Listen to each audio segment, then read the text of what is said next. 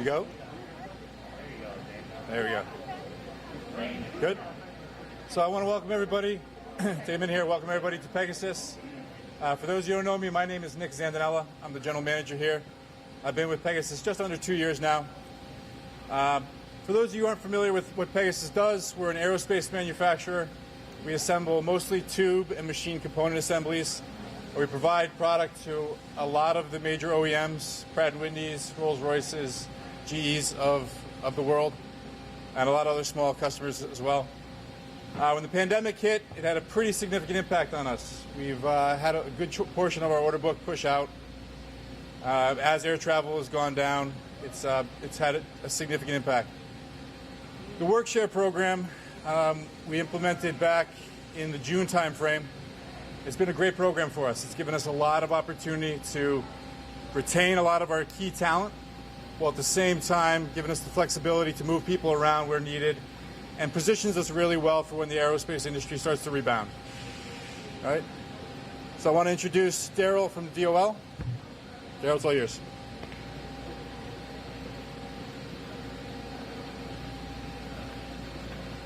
Thank you, Nick, and thank you and your team for hosting us here at Pegasus Manufacturing.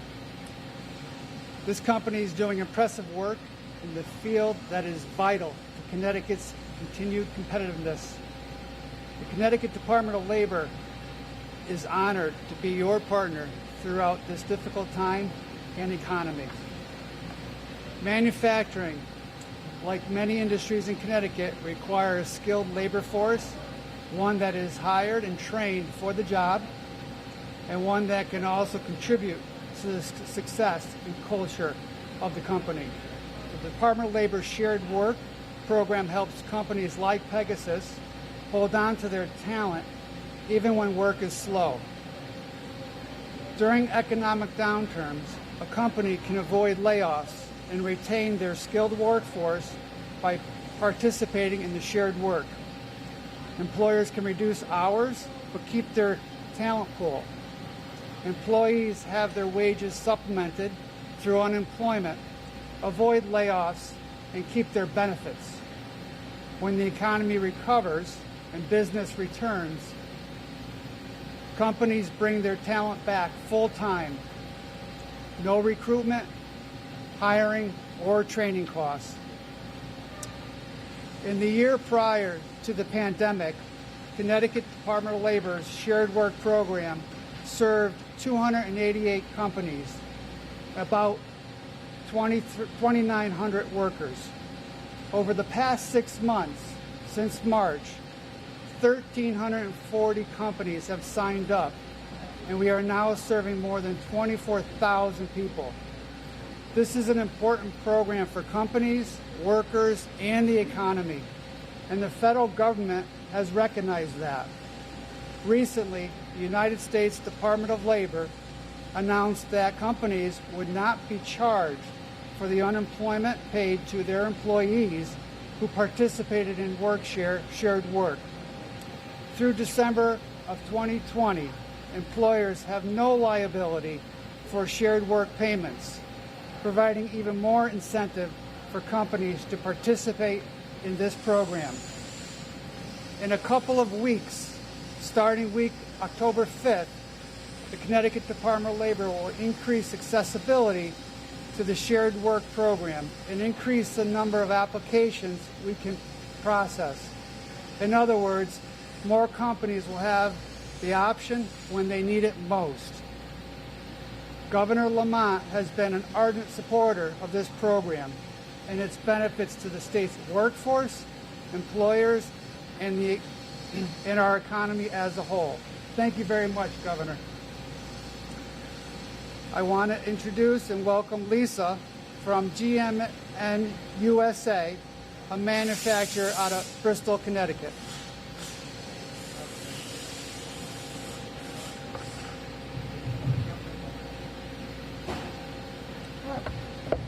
Hello. Thank you, Governor and Commissioner. My name is Lisa Rolakaitis, and I work at GMN USA. We are a small manufacturer of machine tool spindles, about 30 years in Bristol, Connecticut, and what we manufacture has such a niche to our technicians that the shared work program allows us to keep those techs and not lay them off or having to go out and try to find somebody. I can't say enough good things about the shared work program. This is our second time in this program. Back in 08 and 09 when the economy went down, we were a participant back then, and we have also applied for an extension for our shared work because our work has slowed down, but it's slowly creeping up, and our parent company in Germany has also seen a little bit of a slowdown, so we are most grateful to the state for this fantastic program. Thank you. Thank you for inviting me.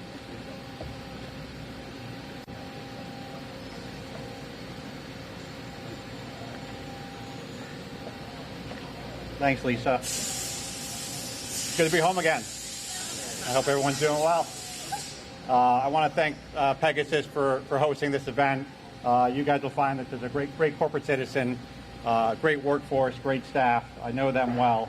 They've had a lot of transition this year. They traded their president, I heard, to CBIA for a player to be named later. I'm not too sure who that will be, but we're still working on the negotiations. One thing Nick was talking about on the commercial aerospace side, before COVID hit, Pegasus was on its way to a third record year. Really, just the sky was the limit for the organization, and still is, or was limitless.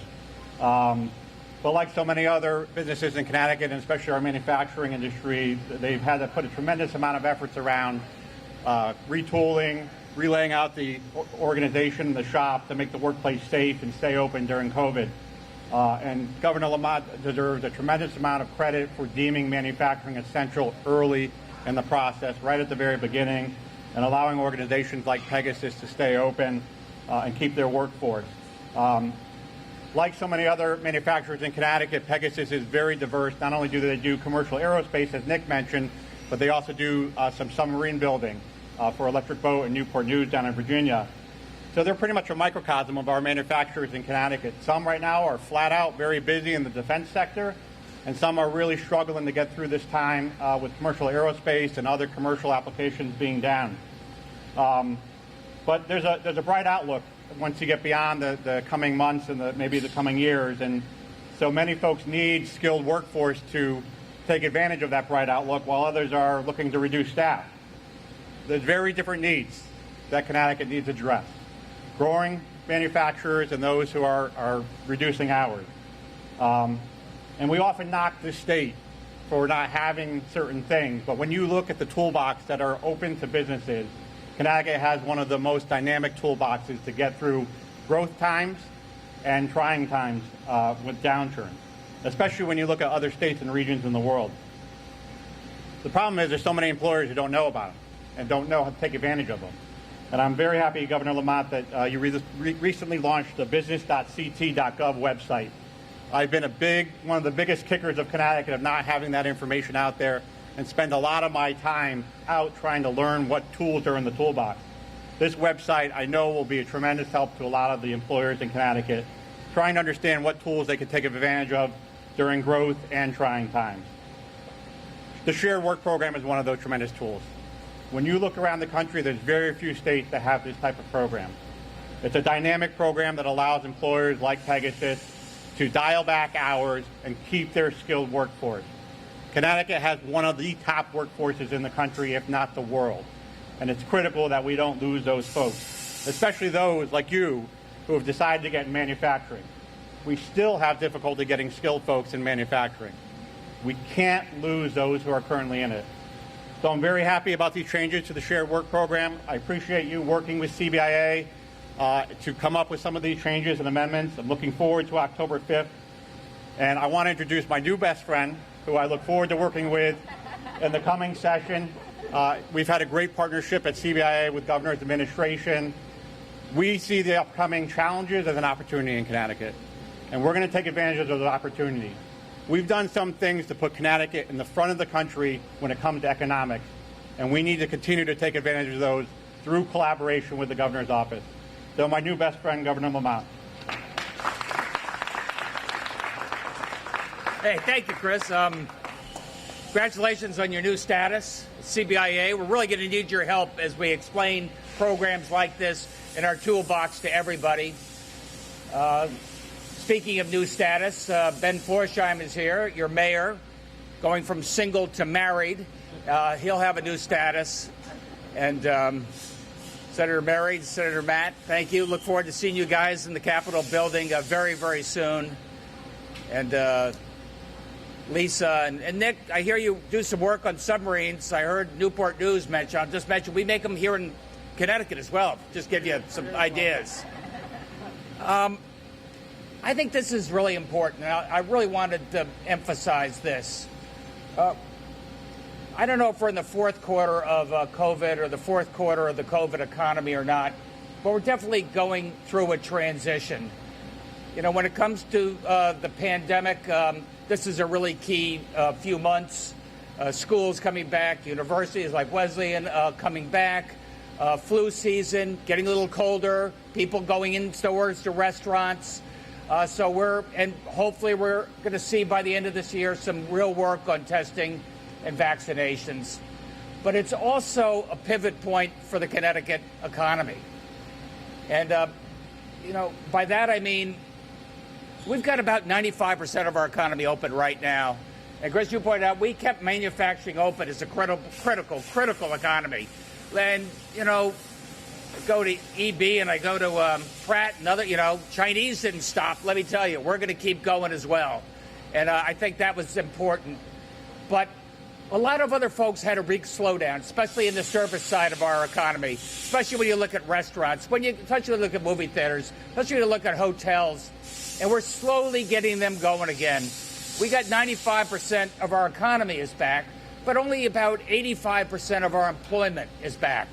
And I think that's because you've got a lot of employers who are hesitant, and frankly, some consumers are hesitant. So it's going to take a little bit of time. Look, for the last 6 months, federal government's been pretty helpful. You know, in terms of PPP, the Paycheck Protection Program allowed us to keep people employed at work as a loan that turned into a grant. We had significant unemployment compensation with a $600 true-up that made an enormous difference in people's lives. The feds turned that into $300 additional to what the state does. And we've got probably another few weeks of that type of federal support going forward. So this is a real pivot point or transition for our economy. How I can keep people employed, how I can get people employed, how we can support them during this time right now. And, you know, Lisa, Nick, I mean, I had that business. I was in building stuff back during that Great Recession. And originally, I wish I knew about this program, to tell you the truth, in 08, 09, because we all took a little cut as we tried to power through and hope we'd be stronger on the backside of the economy. But that said, this program is so important because what it does is it gives Nick and Lisa and manufacturers an opportunity to keep people employed. Maybe you can't afford to keep them 5 days a week, and maybe that's too much. But now your alternative is not unemployment or see if we can power through. Now it's maybe 3 days a week. I can keep them here at Pegasus. And we, the state of Connecticut, through employment insurance as opposed to unemployment insurance, we're able to make up that difference. And that means, as you heard Nick say, you've got a trained workforce. They're ready to go. As the economy slowly ramps up, we've got the people ready to transition. It saves you, the taxpayer, a significant amount of money, gives the employers, an incentive to keep people employed, keep people trained, keep people working. And it means that each and every one of you who are in that in-between status, we're able to make up that shortfall so you can not only take care of your family, take care of what you need to do going forward. And originally, this is a great old program. It's a little dusty. We had to dust it off there, Daryle, I think, a bit. It goes back 30 years. I know we're proud that we got whatever Daryle said, 1,300 companies involved. We have over 100,000 companies in the state. And right now, the companies that take advantage are the manufacturing companies, because sometimes the work is there, then a contract ends, You can go with a contractor, or you have an employee if you have a way that you can manage that. And we ought to expand this to the manufacturing industry as we ramp that back up. But what Daryle and I and the Department of Labor, what we're trying to do is expand this more broadly to other sectors of the economy. The service sector has been hit so hard. And we're going into colder weather. So maybe a lot of restaurant owners are sort of saying, look, outdoor dining worked pretty well in August and September. I'm not sure what it's going to be in October, not to mention November, as we move from outdoors to indoors. Now you don't lay off that person. Now you say, look, we're going to keep you going at 3 days a week as we feel our way through, 2 days a week, shared work, the unemployment plan will keep you compensated so you can power through. Same with movie theaters. You know, Paul, you asked me the other day when we were there at Mystic, and you said, this is great for the not-for-profits. You put in place a new program that allows them to keep going, reduce their debt, change the structure as a partnership. But what do you do for commercial enterprises? This is the type of way that we can be partners. I see partners preserving the environment. Maybe you could change that to partners preserving jobs as well. And, you know, when it comes to hotels, people moving back, again, shared work, give you an incentive to keep people going. Movie theaters, they've been open. Not everybody's been totally 100% all in to going to the movies, but maybe that's going to change with colder weather. So again, another type of business where you can expand shared work and what the opportunity is so that you keep people employed. And that's what it's about in this COVID economy. Do what we can to get people's confidence back, get them slowly back to work, give you an incentive to hire, give you an incentive to keep people employed. And I'd like to think over the course of the next couple of weeks, we're going to be able to ramp up shared work and maybe make it available to tens of thousands of companies, not just the 1,000 like Lisa was taking advantage of it right now. And so give us a little time. I think October 5th is the date they said. We're going to make this possible for each and every one of your companies so you can keep people employed and get this economy moving again for all of our people. Thanks so much. Would you like to say anything? Mary or...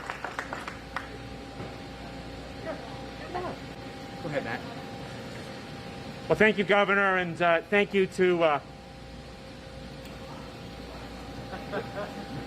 lot of work there. Thank you to Pegasus. I hear CBIA is giving up 2 first-round draft picks for Chris in the trade. That was an expensive deal. But it's great to be back and great to support an important tool that will help support many of the folks in the communities that I represent, along with communities that Senator Abrams represents. They do such a great job here at Pegasus, and this is such an important way to support families and small businesses as we work to get people back to work. So thank you. Hi, good afternoon. I'm Senator Mary Darty Abrams. I represent the 13th District, and it's so nice to see all the workers here from Pegasus. And as the governor was saying, we have an incredibly talented workforce here in Connecticut, and people want to go to work. I chair the Public Health Committee, so obviously the health of this state is very important to me, but that includes our economic strength and our financial security. Those are important to people's health. And having purpose and work, those are all important. So I applaud the governor. It's been such a good experience working with you on all of these issues and your incredible leadership in keeping our state both safe and healthy, but also keeping our people working and keeping our talent here. So thank you very much, and I hope that we can do whatever we can to get the word out about this program. I'll say it again, it was business.ct.gov. Go there, look, find out what we can do for you. Thank you.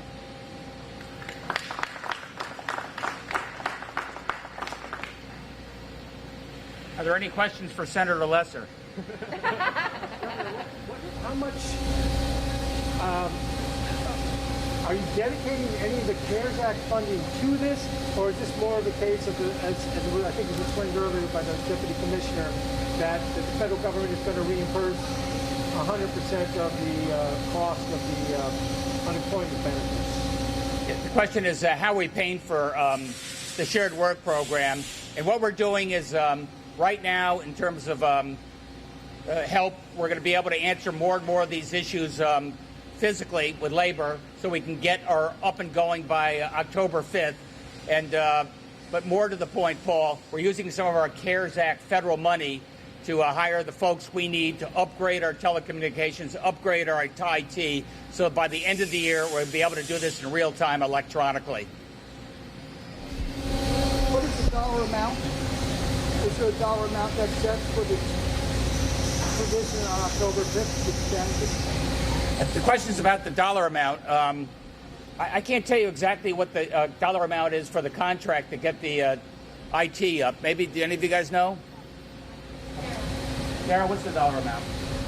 So we're looking at it on a prorated basis, so we're looking at a little bit more than $1 million. I'm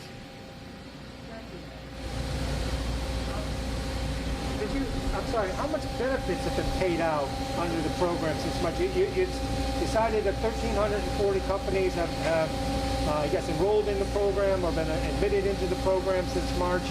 How much in partial unemployment benefits has been paid to employees since then, you know? So I can get you that information. We track it. I don't have it readily available, but we know we're seeing a 600% increase, and we're anticipating a lot more as we go into the next quarter, as we ramp up and provide these services to our employers and its employees. The benefit is totally paid, Paul, by the federal government. It's a program that's been underutilized. We'll be one of the first to really do this aggressively. So if you're 2 days off, we'll pay unemployment for those 2 days going forward. And the great thing for an employer is it doesn't impact your long-term unemployment rates. Is this already available for service-type companies like restaurants, or is it just going to be in the future? No, it's already available. We just, no state has really aggressively marketed it. It was always more deemed appropriate for manufacturing because of the nature of the contracts stopping and starting. Now we're finding that even restaurants and movie theaters can stop and start a little bit too. The ability of an employer to pay a portion of that employee's wages. I mean, if you can't afford it, you can't afford it.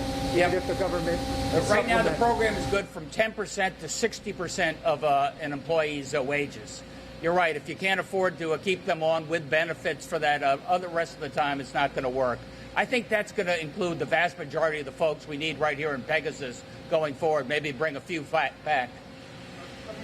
You said 95% of the economy or businesses are reopened, but they've reopened under coronavirus restrictions.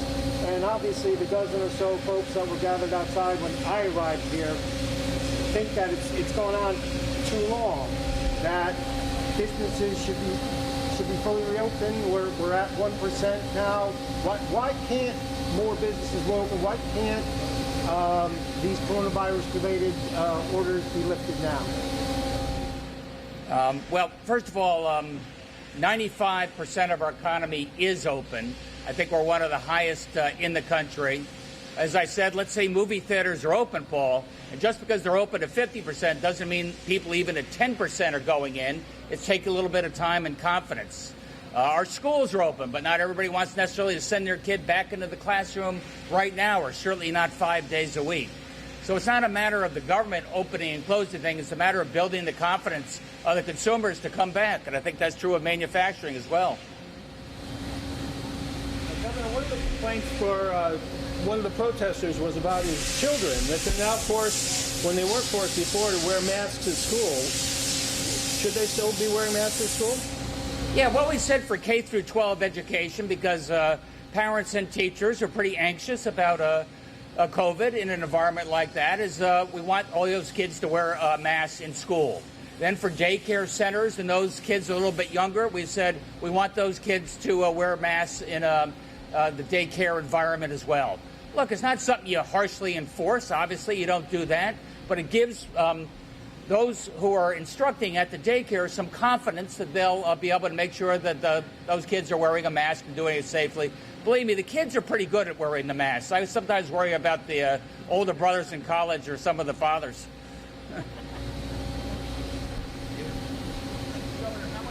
How much of this program is driven by a likely decline in the need for people because of cutbacks at Raytheon and GE and so forth? You may want to take that. The question is, how does Raytheon and other manufacturing that you may be in the supply chain, how does that impact your workforce? Is that about right, Dan? Yeah, so I mean, it's had an impact on us. So we do work for Raytheon, and the impact has more just been a shift. It hasn't been cancellation of work. It's just been shifting out into the later years. So a lot of times we have long-term agreements with customers, and so it may have run through the end of 2022, and now it's just pushing out into 23 and 24. Will there be job cuts because of this recent round of cut announcements at Raytheon or the others? So I think when it comes to Raytheon has typically pushed more on their supply base to take action earlier than they have had to take action internally. I can't speak for them, but that's what we see the most of. Shared work will help tremendously with that.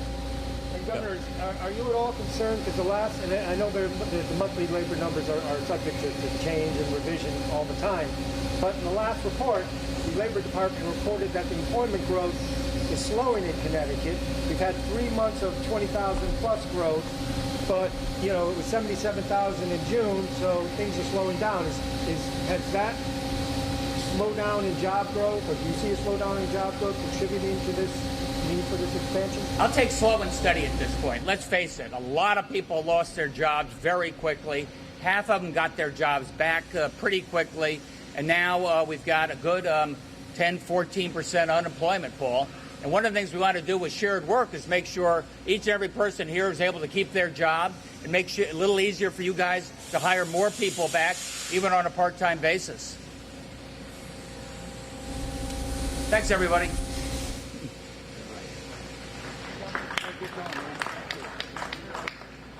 Yeah, I heard that.